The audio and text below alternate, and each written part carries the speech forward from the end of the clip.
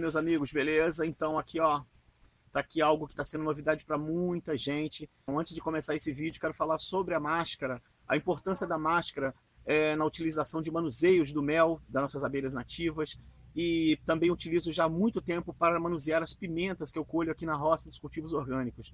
Bem no comecinho, quando eu cultivava minhas pimentas e as colhia, eu não sabia por que eu conversando com alguém e lavando uma por uma e cortando, limpando as pimentas, mesmo assim, quando eu fechava elas no vidro, elas costumavam azedar, algumas dentro dos potes, entendeu?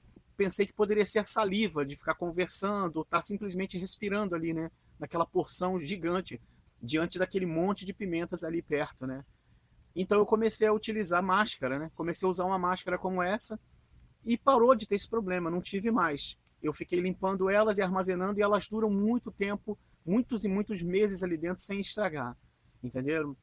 Eu notei que era saliva. Poucos de nós paramos para pensar, mas esses tempos que vivemos de contaminação, de vírus, e a gente está tendo que reaprender, né, vários costumes de higiene que muitas pessoas nem lembram que existe mais, né? Eu me lembro quando eu comecei a utilizar máscara, eu podia muitas vezes conversar, continuar fazendo o trabalho, e eu não contaminava as pimentas orgânicas do meu cultivo, entendeu? Aí eu já uso para o mel de abelhas nativas, que na hora da coleta do mel, se for pouca quantidade, a gente faz rapidinho, mas em quantidades maiores para armazenar na porta da geladeira, igual armazeno, eu utilizo máscara também, entendeu? O vidro secos, bem limpos, bem esterilizados, virados de ponta cabeça, eu deixo eles secando ali, né, fechadinho, ambiente fechado. E aí o que acontece? O mel também dura muito mais tempo, ele fica muito mais bem protegido e colocado na porta da geladeira, tá certo? Beleza, agora esse vídeo de hoje eu estou aproveitando para responder as perguntas que vem acumulando e que são repetidas de muitos de vocês que vão deixando aí no decorrer desses meses. Acredito que o último vídeo que eu respondi as perguntas sobre abelhas nativas, cultivos, essas situações todas nossas, deve ter mais ou menos uns 3 meses ou mais. Então eu vou aproveitar para responder algumas dessas perguntas de vocês, beleza? Vou pegar aqui, então estão aqui anotadas algumas das perguntas feitas por vocês e vamos aproveitar para respondê-las, tá certo? A primeira dessas perguntas é sobre consanguinidade. Então vou dar um exemplo bem básico para vocês. Se vocês criam cães, galinhas, patos, vocês têm o hábito de acasalar pais com filhos, irmãos com irmãos, vocês usam desse hábito? Vocês utilizam desse hábito?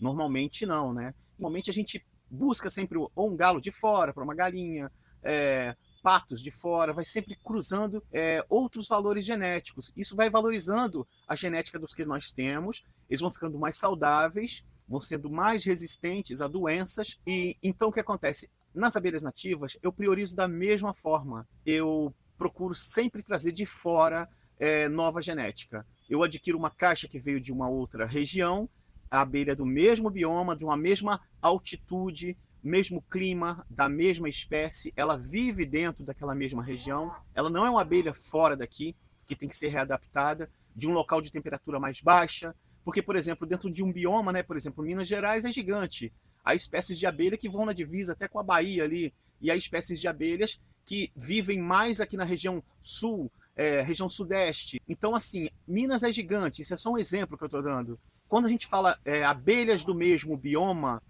a gente tem que também observar, por exemplo, se são regiões de mesma altitude, se tem a mesma espécie nativa naquele local, isso é para ser observado.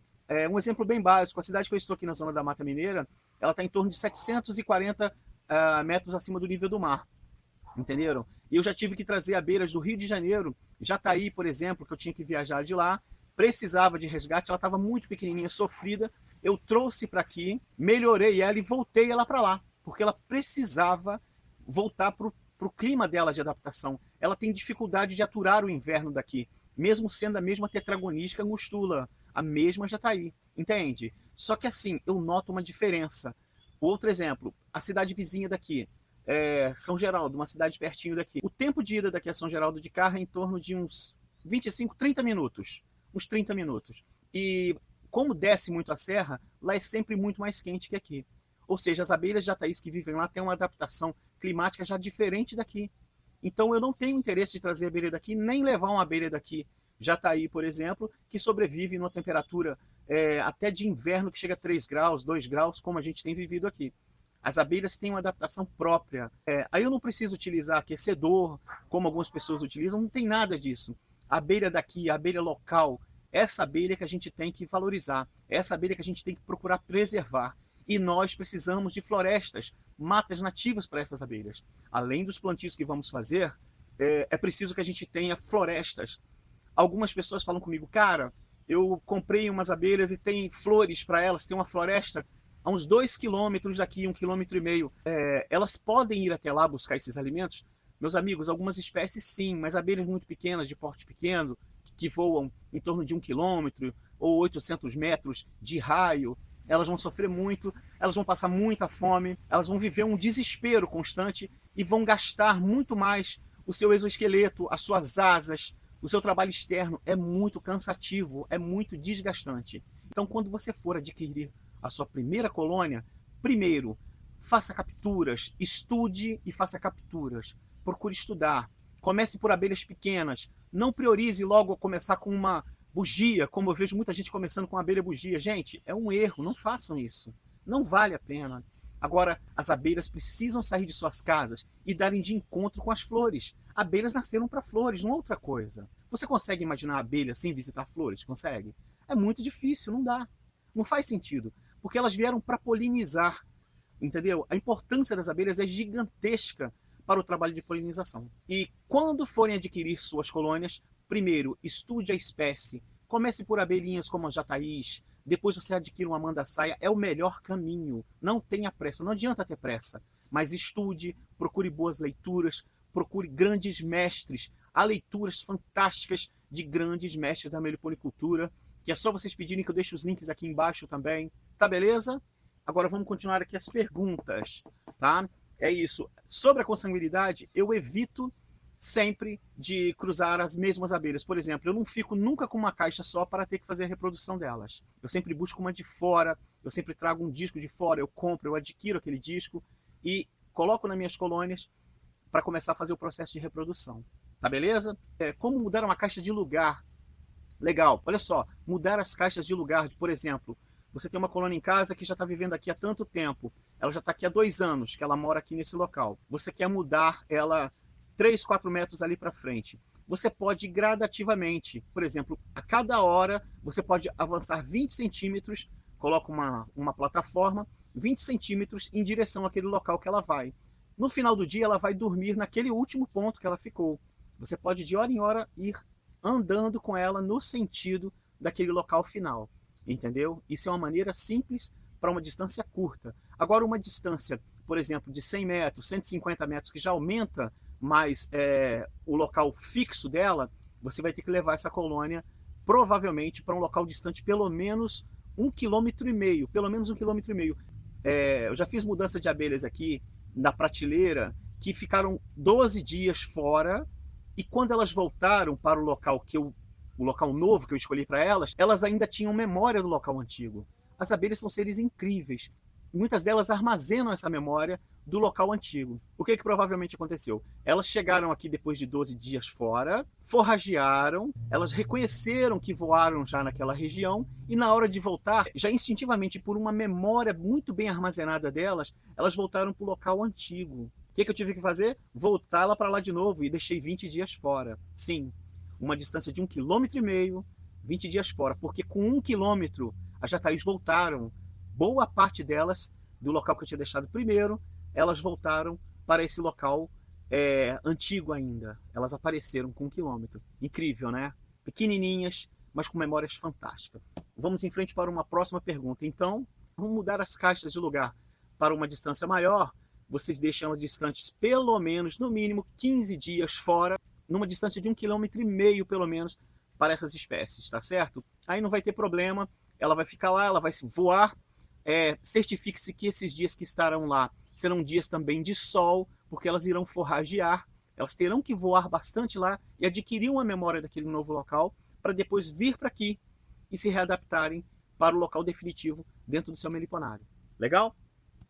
Outra pergunta, após a enxameação, quanto tempo para fazer a transferência? Essa é uma pergunta bacana que todo mundo faz também. Eu utilizo 45 dias. Mas por que 45 dias? Não gosto muito mais que isso.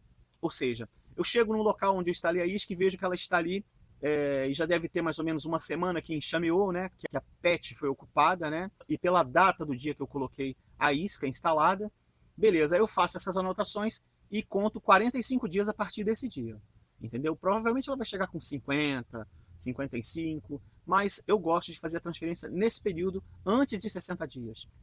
Por que eu gosto de fazer desse modo, 45 dias? Porque na hora que eu vou abrir a estrutura da PET, a colônia não vão ter nascido ainda os filhotes dela, porque todas aquelas abelhas que estão ali voando são as abelhas que vieram da colônia matriz. Não nasceram ainda os filhotes. Vão ter células ali dentro, tá certo? Outra coisa, mas está entrando pólen direto, já está com 15 dias, 20 dias que pegou a isca que eu armei, está entrando pólen já tem rainha. Não, isso não significa que tem rainha, meus amigos, que já tem postura. Não, não significa. Porque quantas e quantas vezes a gente vê em ambiente fechado as abelhas sem postura ainda e sem rainha, mas quando eu levo elas para fora, elas já estão buscando pólen também, entenderam? Porque muitas vezes, no caso de uma divisão, por exemplo, eu já vi pessoas, por exemplo, fazendo uma divisão e falando, poxa, já tem 5 dias, 4 dias que eu coloquei, já deve ter rainha, porque está entrando pólen direto. Mas isso não significa, às vezes o número de abelhas é tão grande ali dentro, que você colocou para aquela divisão, que elas ainda, de alguma forma, estão se organizando e já obedecendo até alguns comandos antigos que elas estavam fazendo de coleta de pólen ou de néctar ou de resinas, entenderam? Aí elas começam, às vezes elas nem notam a ausência de uma rainha, acontece isso, leva um tempo para conseguirem notar. E quando notam a ausência da rainha, aí começam a correr atrás para produzir uma nova. Por isso que eu já tenho esse sistema de preparar as abelhas bugias, no caso, e já dar uma princesa já adiantada para ela, já acasalada também. Esse é um processo fechado que eu venho fazendo para desenvolver minhas colônias, tá certo? E vieram várias dúvidas sobre esse processo que eu faço, esse estudo que eu faço de produzir essas princesas, de acompanhar o ritual de acasalamento delas e tal. Beleza, então vamos lá, ó.